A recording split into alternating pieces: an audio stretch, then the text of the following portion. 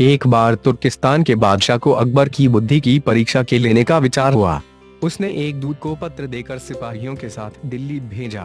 पत्र का मजमून कुछ इस प्रकार था। अकबर शाह, मुझे सुनने में आया है कि आपके भारतवर्ष में कोई ऐसा पेड़ पैदा होता है जिसके पत्ते खाने से मनुष्य की आयु बढ़ जाती है। यदि यह बात सच्ची है तो मेरे लिए उस पेड़ के थोड़े पत्ते अवश्य भिजवाएं। बादशाह उस पत्र को पढ़कर विचार मग्न हो गए। फिर कुछ देर तक बीरबल से राय मशवरा कर उन्होंने सिपाहियों सहित उस दूत को कैद कर एक सुदृढ़ किले में बंद करवा दिया। इस प्रकार कैद हुए उनको कई दिन बीत गए तो बादशाह अकबर बीरबल को लेकर उन कैदियों को देखने गए। बादशाह को देखकर उनको अपने मुक्त होने की आशा हुई, परंतु यह बात निर्मूल थी। बादशाह उनके पास पहुंचकर बोले, डैश तुम्हारा बादशाह जिस वस्तु को चाहता है वे मैं तब तक उसे नहीं दे सकूंगा जब तक कि इस सुदृढ़ किले की एक दो ईंट न ढह जाए। उसी वक्त तुम लोग आजाद किए जाओगे। खाने पीने की तुम्हें कोई तकलीफ नहीं होगी। मैंने उसका यथाचित प्रबंध करा दिया है। इतना कहकर बादशाह चले गए, परंतु कैदियों की चिंता और बढ़ गई। वे अपने मुक्त होने के उपाय सोचने लगे। उनको अपने स्वदेश के सुखों का स्मरण कर बड़ा दुख होता था। वे कुछ देर तक इसी चिंता में डूबे रहे। अंत में वे ईश्वर की वंदना करने लगे, हे भगवान, क्या हम इस बंधन से मुक्त नहीं किए जाएंगे? क्या हमारा जन्म इस किले में बंद रहकर कष्ट भोगने के लिए हुआ है?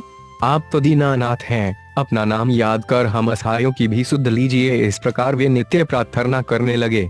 अंत में उनकी प्रार्थना का असर हुआ, ईश्वर की कृपा हुई। एक दिन बड़े जोरों का भूकंप आया और किले का कुछ भाग भूकंप के कारण धराशायी हो गया। सामने का पर्वत भी टूटकर चकनाचूर हो गया।